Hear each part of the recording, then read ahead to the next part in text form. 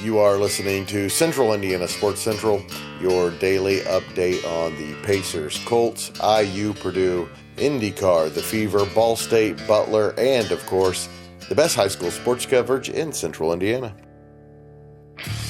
You're listening to the Central Indiana Sports Report with your host, Greg Mengel.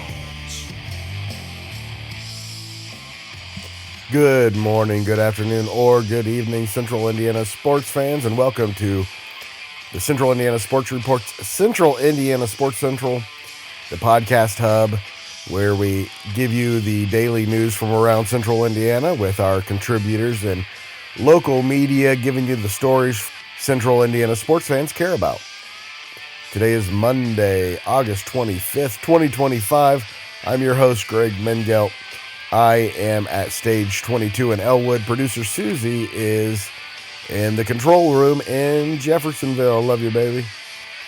We had a busy Sunday in Central Indiana, and we have some guests that we know you are going to love. It starts with Elijah Poe with an IndyCar report from the Milwaukee Mile, and we have a Dane in Victory Lane. Ole, ole, ole, ole, ole, ole.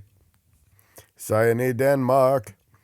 Young Dane Christian Rasmussen and Ed Carpenter Racing from Indianapolis was victorious at the famed Milwaukee Mile Sunday, and Elijah will tell you all about it. Then we have on John Robertson to talk about another Fever loss. It's getting pretty dire in Feverville. Even the playoffs now look like they are slipping away. John Robertson will be here to talk about that, and he'll tease his conspiracy theory that you will hear later Monday on the Fever Report with John and Michelle. Then my favorite uncle, Paul Tipton, a Major League Baseball guy through and through, and the co-host of the MLB Report with Cody Emerson and Paul Tipton. We'll talk about the Yankees win over the Red Sox on Sunday Night Baseball and the Reds' big win over the Diamondbacks on Sunday and their prospects of making the playoffs, and the Cubs bouncing back from a bit of a scuffle to once again play like one of the best teams in baseball the last couple of weeks. Quick note before we get to Central Indiana Sports Central, I have been feeling a bit under the weather. I think Michelle Garman made me sick when we were doing our football podcast the other night, so it could affect the flow of our podcast, but I certainly hope not. If it does, it won't interrupt us very much or for very long. Just wanted to make you aware that it could affect the podcasting schedule, and I may sound a little weird. Central Indiana Sports Central begins now. Another just spectacular race in the IndyCar series, as I mentioned in yesterday's reaction to the Milwaukee race. They've had 17 races this year. 6 of them have been just incredible to watch. Whatever they're doing with the formula there, they should not touch it. And of course, Milwaukee, always one of the most special races on the schedule. Here's our IndyCar guy, Elijah Poe, with a report. We now welcome in Elijah Poe, our IndyCar guy, to talk about the race at the Milwaukee Mile. And before we get to the Dane in Victory Lane, Elijah, another incredible race in Milwaukee. Yeah, just an outstanding race. Indy cars are just so great on these short ovals. And every time they go to one, I think it shows us more and more just how competitive all these cars are, especially on the ovals. And it was just great to see it today at the Milwaukee Mile. And we saw one of the great charges from 6th or 7th place on the restart from Christian Rasmussen through some of the best racers in IndyCar and past Alex Palou, who had dominated the entire race. But in the end, it was the Dane's day. Christian Rasmussen, his first win as an IndyCar driver. It was honestly incredible watching him on those fresher tires after that restart. He was just absolutely soaring through the field, and he was so competitive. Every pass he made, it really felt like he was just teetering on that edge. He's so incredibly great in how fierce he drives, even though it can get him into some trouble sometimes. Today it worked perfectly, though, and that's all that matters. That's right. A couple of close moments late in the race, a move he probably didn't have to make, and a couple of wiggles in the last couple of laps. We were a little holding our breath there because we were looking forward to maybe seeing a Dane in victory lane, and he made it work, like you said. It was incredible, and beating out the list of drivers. He had to pass Palou, McLaughlin, Rossi, O'Ward, Lundgaard, Newgarden. It's just incredible. Two of IndyCar drivers, and a relatively unknown, although we've been talking about it, Elijah, Ed Carpenter found a good one. Yeah, they did, and they've got such a strong driver lineup. Obviously, Christian is so fierce, and then you have on the other side of the garage with Alexander Rossi, who is more calculated and doesn't have some of those moments like Rasmussen does, but is no doubt a really great driver. And for them to end up in first and fourth today is so great for that team. You know, you win on an oval, it means that you have the capability of one day winning at Indy, and I think everybody wants to see Ed Carpenter and his team one day win at Indy. Oh, obviously Rossi's been in victory lane before, and with how good both of those are on ovals, if the speed's there, they are going to be up near the top. Elijah, 17 down, 1 to go. Of course, Alex Palou already clinched the championship. He did that 2.5 months ago. We were saying he'd already won it before Indy, and then he won Indy. So it's been a long time. But the final race of the season, and as I've been saying, every race is its own individual championship. It's at Nashville, another short oval, should be another spectacular race, and it's been just an amazing season. Race to it. It really should be a great race. The years IndyCar's been there, the racing has always been super competitive. And to end out your season in Nashville, having a great crowd in Milwaukee, I'm sure there'll be just as big, if not bigger than, in Nashville. It should be a great one, and I'm really interested to see who's going to pull away with that one. What storylines are you looking at heading into the final race, Elijah? I'm really focused on Team Penske right now. With Will Power still up in the air, I'm going to be really interested to see what he's able to do at Nashville. And then you look at the other side of the two drivers, none of them have a win. And Joseph Newgarden and Scott McLaughlin are both very fast and have been proven to be fast at Nashville specifically. So it should be a great one. Obviously, Alex Palou is always going to be a contender. And now so is Christian Rasmussen. Check out Elijah Poe, Dave Chanley, and Michelle Garman for our recap of the Milwaukee Mile. I released that yesterday evening. Go check it out. Thank you so much, Elijah. Always enjoy your IndyCar coverage. Former WNBA MVP frontrunner Nafisa Collier returned to the lineup, and the Minnesota Lynx beat the Indiana Fever 97-84. She went 11 for 16 from the field, 32 points, 9 rebounds. The Fever have lost 4 of their last 6 and 6 of their last 8, in spite of the continued heroics of Kelsey Mitchell, who had 26 points in the loss. Shea Petty, who honestly I never heard of before tonight, scored 16 points for the Fever. They are just down to bare bones right now. You got Kelsey Mitchell, Aaliyah Boston, Lexi Hall, and Natasha Howard, and a bunch of newcomers, journeymen, and players who weren't even in the league when the season began. The Fever are now in the final playoff spot, tied with the Golden State Valkyries, a game ahead of the surging Los Angeles Sparks, with the Seattle Storm coming to town on Tuesday night. Here's John Robertson with a report on the game and other Fever-related stuff. I welcome in a yawning John Robertson to give us an update on the Indiana Fever. John is our Fever guy, and on Monday we will have a Fever report and recap this game a little bit. John, 97-84, Fever on the wrong side against the Lynx. And we'll talk about where the Fever fit in the playoff picture. We'll talk about how much of an emergency this is. We'll talk about Caitlin Clark. And we'll talk about your conspiracy. But I just talk about the game a little bit. You know, it's kind of in spite of Kelsey Mitchell. They just don't have it. They don't, and this was very much a mirror of the last game they played. This is almost exactly the same thing that happened Friday night against the Lynx. The Fever came out really strong start, really fast, good start, and then just second quarter on, Minnesota 30 points in the first quarter. Minnesota slowly crept back in and then just took over and won. I think it comes down to depth. The team just has no depth. We've got so many new people trying to figure out how to fit in, and everybody else just has the advantage of they've got more legs. So we get to the end of the game, we have no legs.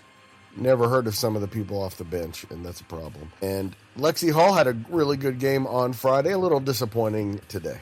Yeah, she started super hot on Friday, finished okay second half. Tonight just didn't have the shot. She made 2 threes.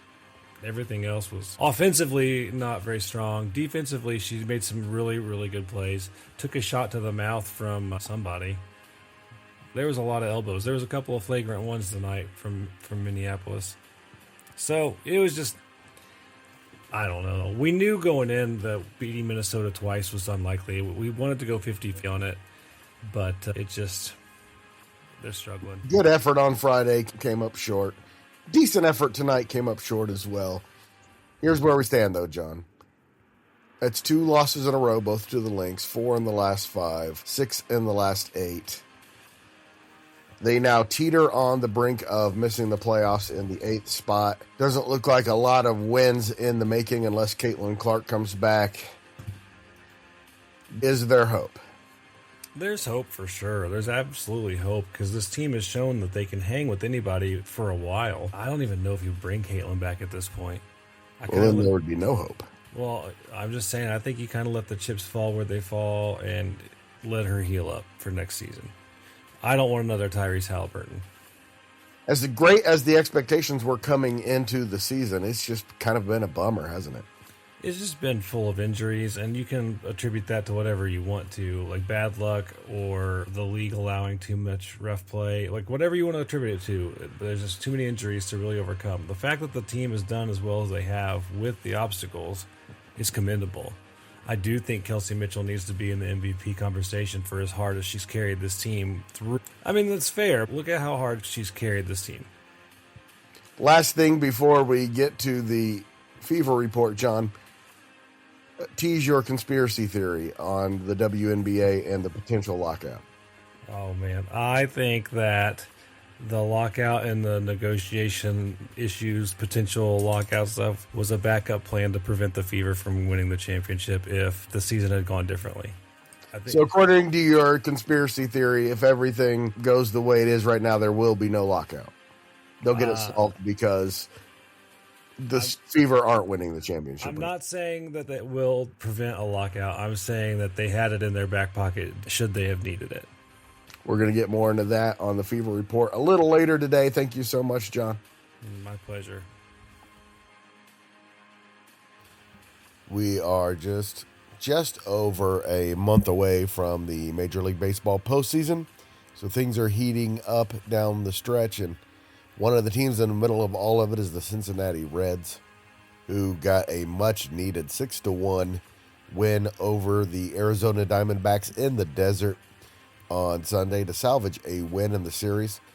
The only team in Major League Baseball not to be swept this year. Crazy.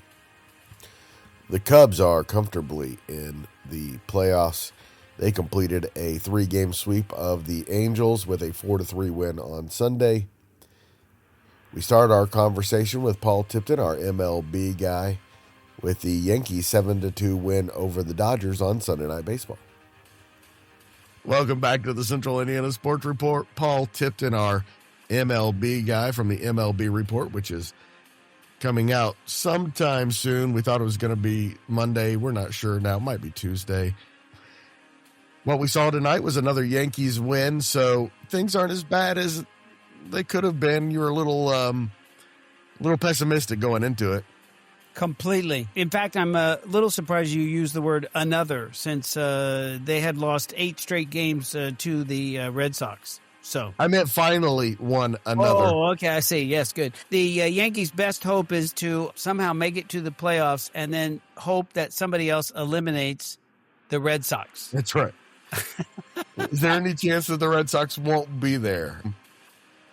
I don't think any of these other teams are wanting to get in. The Royals, the Rangers, the Cleveland. I'm sorry, Cleveland. Yes. Mm-hmm.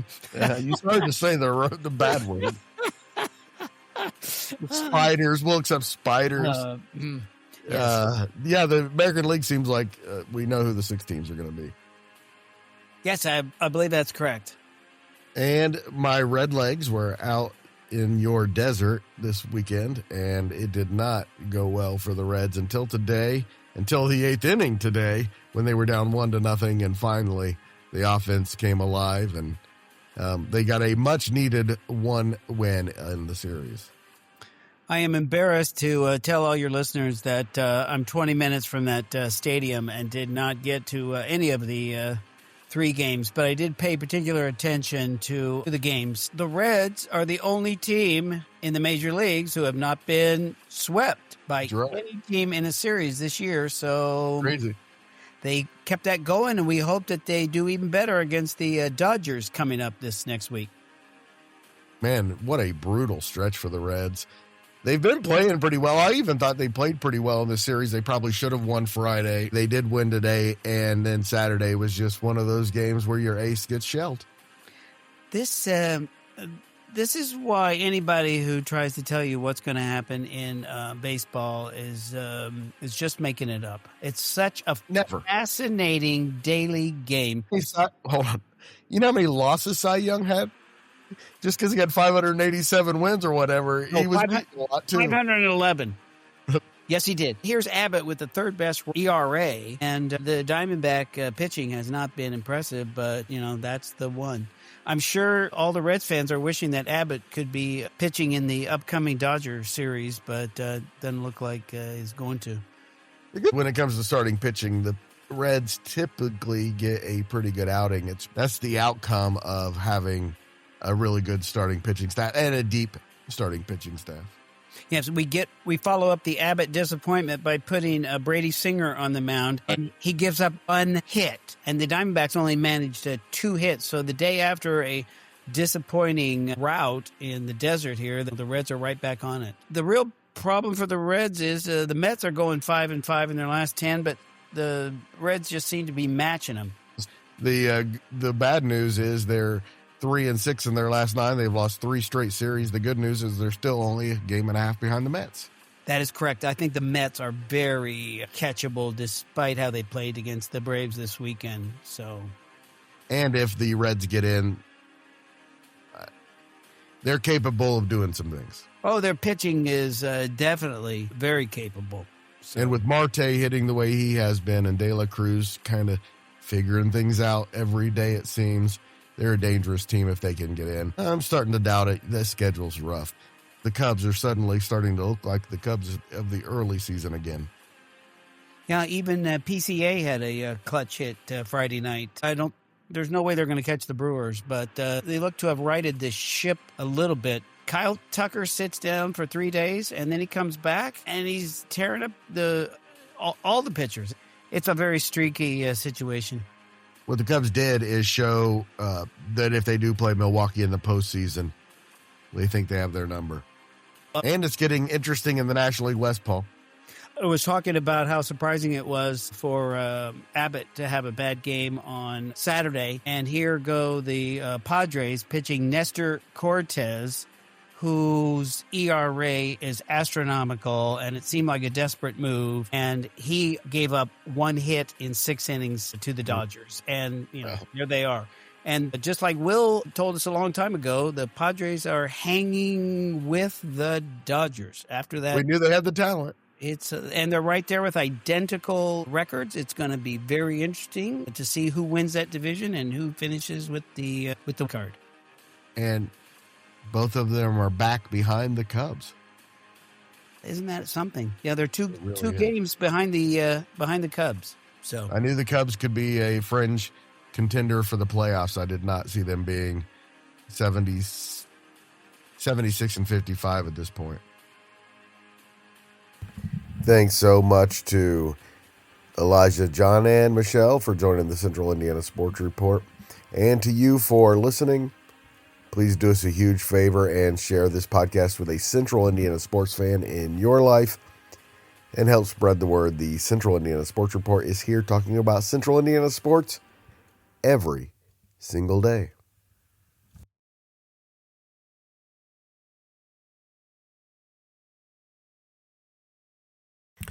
The Central Indiana Sports Report is a product of ITG Media.